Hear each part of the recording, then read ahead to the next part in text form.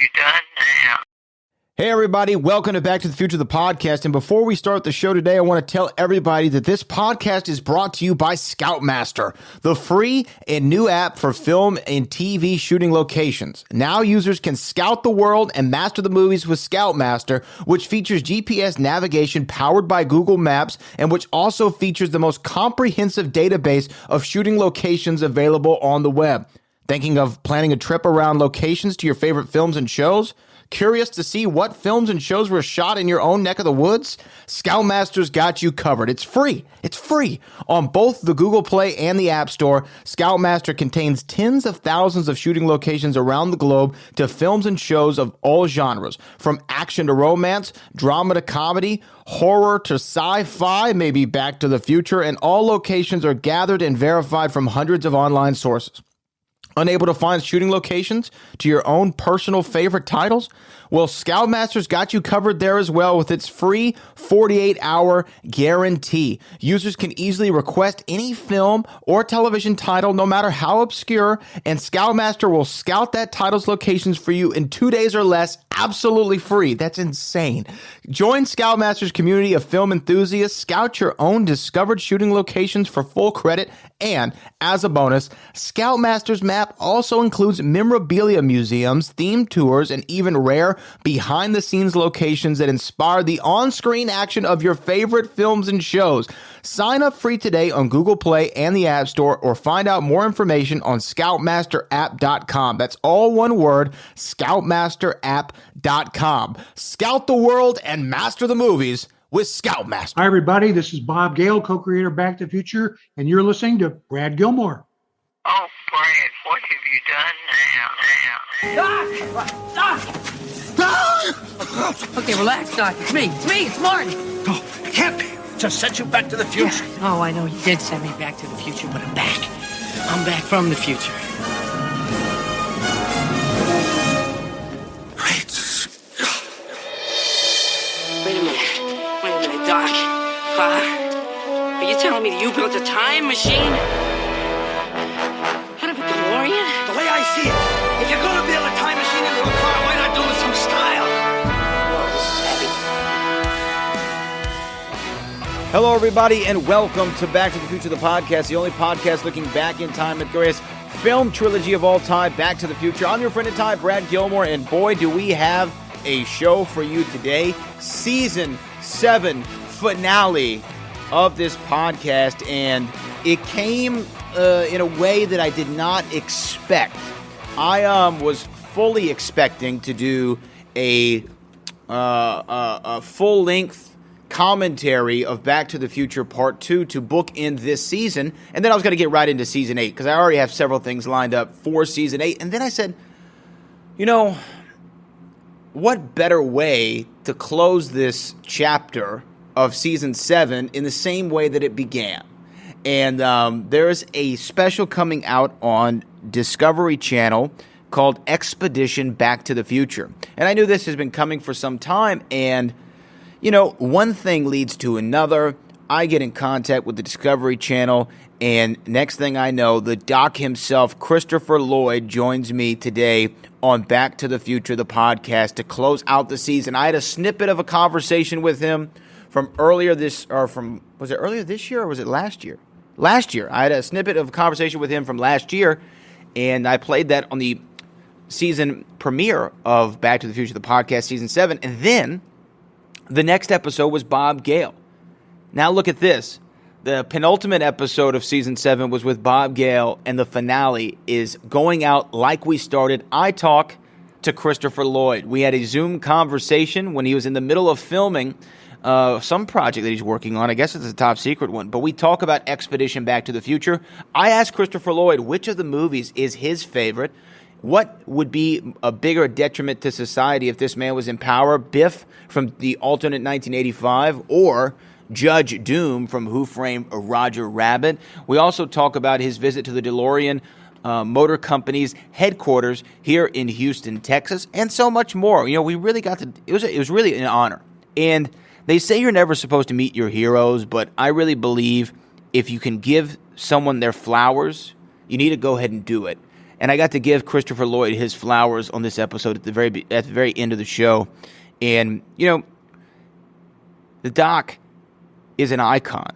Christopher Lloyd is an icon. And the fact that I have any amount of his time is... words really don't describe it. Growing up, Christopher Lloyd was my favorite actor. Whether that be from Back to the Future, The Page Master, Who Framed Roger Rabbit, The Addams Family, Taxi, Going South, which is a movie I watched a lot. He was one of my favorite actors, and still is. And he's inspired so many. And to be able to have 15 to 20 minutes of his time is something that I can't put into words how much it meant to me. And I'm going to share it with you here on Season 7 of Back to the Future, the podcast, the finale of this season. Here it is, my interview with the one and only, the absolute legend himself. You know him as Dr. Emmett L. Brown, but today we talk to him as the one and only Mr. Christopher Lloyd. Here it is. And he joins me right now on the show to talk Expedition Back to the Future. It launches March 15th on Discovery Plus. He is the man himself. He is the legendary Mr. Christopher Lloyd. Mr. Lloyd, how you doing, sir? Well, I'm doing good. Great introduction. Well, thank you, sir. It's an honor and a privilege to be able to talk to you about this incredible series, something about Back to the Future. There's always something every single year that us Back to the Future fans can look forward to. And let's talk about Expedition Back to the Future. I got to see the first episode last night, and it is so enjoyable to see your journey along with Josh. Well, you refer to him as several different names, but along with Josh in this search for the time machine. Tell us about this and what the experience was like getting to shoot this, 35, 36 years after Back to the Future. Yeah, well, working with Josh was fabulous. We had a good chemistry, and he's really good. He's very personable and great sense of humor, personality, and we just seemed to hit it off pretty well. So I was delighted working with him. It made it a real adventure. Yeah, and I felt that that's kind of the core, whatever the story's about. The guy, me, and whatever. We have to get along good to make it work. So I was concerned about that, and so I'm delighted. Yeah, watching it was so much fun. You're right. There is a lot of adventure to it. Even in the previews of it, I saw that you made pilgrimage down to my hometown of Houston, Texas, to visit the DeLorean headquarters, which is it's a place I've been privileged to be able to that I've been able to go and visit myself. Tell me about what that experience was like to see that incredible DeLorean factory, and that this movie, Back to the Future, has sustained this company now for almost 4 decades. How incredible was that? It's amazing. And the fact that in the warehouses, I understand that he built for the purpose of storing all the material effects, all the parts to produce or make a DeLorean are preserved there in Houston, and that and he's, I believe, just waiting for the opportunity to kind of build, make DeLoreans with all those parts. It's incredible. When I got to tour there were boxes from West Germany, boxes of parts from West Germany. How it just tells you the history of the DeLorean Motor Company is incredible. And who would have thought that a film would really fuel this automobile industry, right? I mean, it's fueled DeLorean for, like I said, almost 4 decades. I'm sure you never imagined that. It was exactly the right choice at the right time. I mean, it just breathes future. It's futuristic. It's odd with the wing doors and all that. It's sleek and it's metallic. It just it just had all the ingredients. It was just the perfect choice. You know, the thing about Back to the Future, there's always new and interesting facts and information that are always coming out about the franchise. Without giving anything away for the upcoming expedition Back to the Future on Discovery Plus, March the 15th, without giving anything away, is there anything that you learned or you saw during filming of Expedition that you were just blown away by or surprised by? Well, I guess I gotta say, the fact that I come back in a what's it? A Tesla. A Tesla.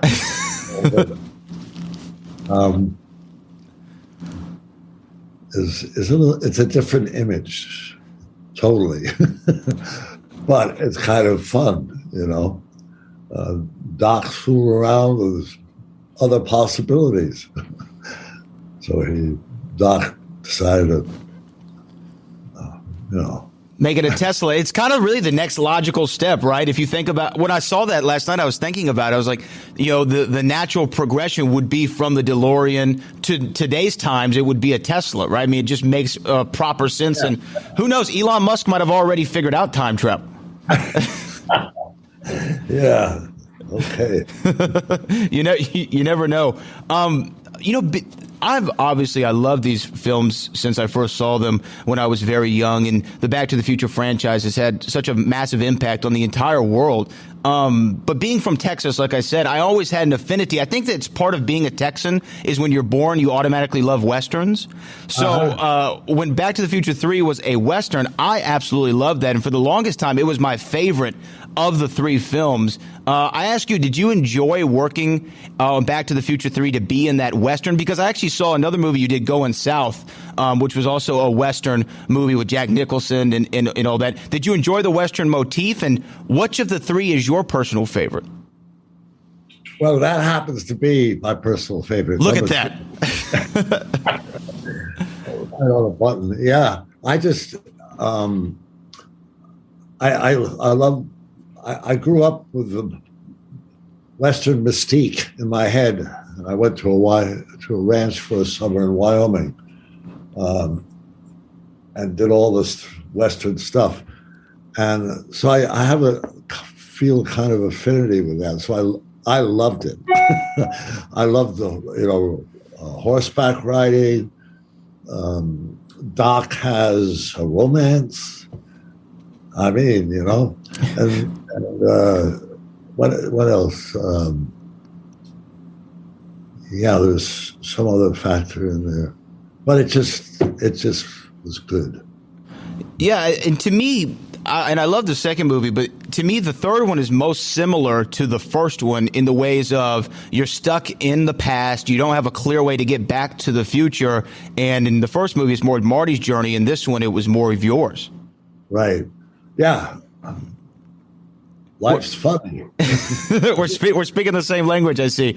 But when you think about the films, and this is all talking about Expedition Back to the Future. It launches March the 15th on Discovery Plus. When you think about the films, obviously there's so many things that are touchstones of pop culture, whether it be the DeLorean, whether it be the hoverboard, the Nike Air Mags, things of this nature. Also, Great Scott. Heavy. These are things that have entered into the American lexicon that I'm sure will never leave. But you have a particular quote in the movie that I love more than anything else, and that is when you refer to when Doc Brown refers to a dance as a rhythmic ceremonial ritual, which I just thought is the most Doc Brown way to say there's a school dance this Saturday night. But is there a particular line of dialogue that you got to deliver as Doc Brown that every time you see the film you're like, oh, I loved when I said that line? Yeah. Yes. I mean, you can always tweak it one way or another, but roads where we're going, we don't need, etc. That's still a good quote to live by, I'm sure. And, speaking of that, you've, I'm sure, seen your fair share of Back to the Future merchandise over the years and great collectibles. Is there any item that you've gotten to see, I don't know, over the last several years where you're like, wow, I can't believe that they were able to pull this off. This is such a cool piece of movie memorabilia. Golly, I've been... The only thing I've got in my house is a shirt. So is that real? I saw that in the special without giving too much away, but the I brought it back. I finally had a use for it. So that was real. That was your actual shirt. That's great. When we talk about the upcoming special, again, I saw the first episode. It is absolutely phenomenal. And you've gotten to reprise the role as Doc over the years many times, whether it's for a cameo in Once Upon a Time in the West, or a special like this, or even Doc Brown Saves the World in 2015. But for the fans, we obviously everyone always wanted to see a Back to the Future 4. We're very clear that that's not going to happen. But did you enjoy getting to reprise the character for what I feel are the spiritual sequels to the movie, for Back to the Future, the ride, and the game? The game storyline was phenomenal with the Citizen Brown angle and all that nature. Did you enjoy getting to do that? Yeah, well, I'm Doc Brown in a scene or two, I forget. And then I'm just me. And I just it had me playing head games with myself to try to figure out, which is which and what is, so it made it interesting. I enjoyed it. I really did.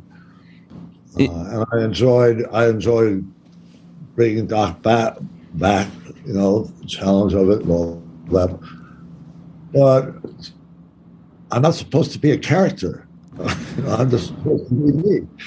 And it's kind of interesting, how far do I want to go or whatever. It's a little self-conscious in a sense, but it worked, I feel. I'm very happy with the way it came out, because I don't know, we'll see. Yeah, I mean the angle that I guess Christopher Lloyd plays Christopher Lloyd in this Expedition series is really fun, I'm sure, to be able to kind of show a different side maybe of your personality that maybe people don't get to see all the time. Yeah, that still holds up. I'm sure that it does. I think that you're probably one of the few people to hold this distinction of playing both a doctor and a professor in the same year of 1985, because, of course, Back to the Future came out in 1985. So did one of my other favorite movies, Clue the Movie, where you got to play Professor Plum. That movie as well has taken on kind of a whole life of its own and become a cult classic. Did you know when you were on that set that you had something there? Because a lot of times when you're working on something creatively, there's a feel to it. And that movie has a real feel to it. I just wonder if that was happening on set as you were creating that film. I think so. I thought the cast was a phenomenal cast. I felt incredibly privileged to be among them. And our director, I can't, not getting the name right off, a British English. He was great. He really was into it and made it happen. It had kind of a soft opening here, but I've been aware that over across the pond they love it. It's very popular, and it keeps going on. If I go to a Comic-Con, and I'm signing with so many people who select something from that film. From Clue, yeah. I mean, you had this great run of characters that you got to play, whether it be Professor Plum, Fester Addams in the Addams Family, which was just great off-the-wall character, Doc Brown, and of course, in 1988, you got to play Judge Doom in Who Framed Roger Rabbit. And that's my question for you. Who do you think would have been a bigger danger to society? Biff, 1985 Biff, the alternate Biff who owns the casino in the entire world, or Judge Doom? Who do you think was the more evil between the two? That's an interesting question. But I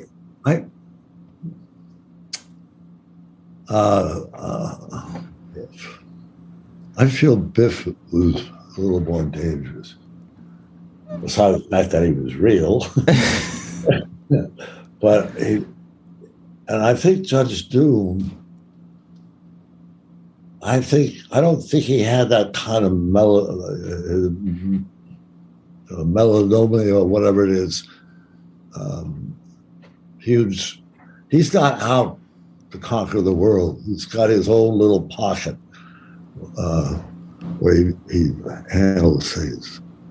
But Biff is like, all the way, right? Biff all the way with the evil stuff. Again, the special is Expedition Back to the Future. It launches on March the 15th on Discovery Plus. And I got to say, as a fan, to be able to still see new Back to the Future content is always incredible.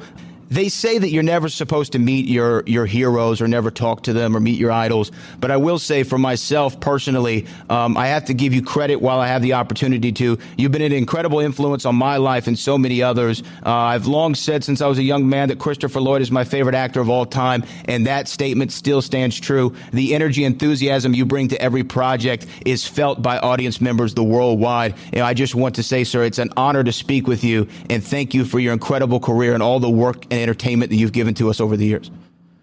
I thank you.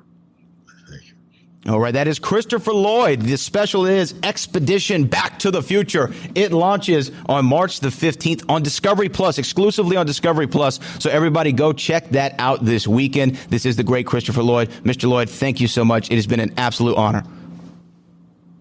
Be well.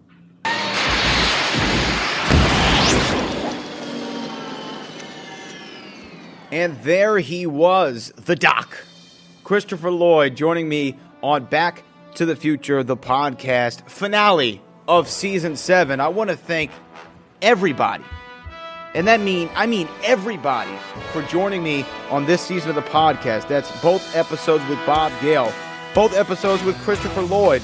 I want to give a big shout out to Jeremiah Chachik, Eric Tate, Chris Jericho, Chris Van Vliet, Jennifer Trotu, Darlene Vogel, Mikey Day, Daniel J. Glenn, and, of course, Peter Rosenberg.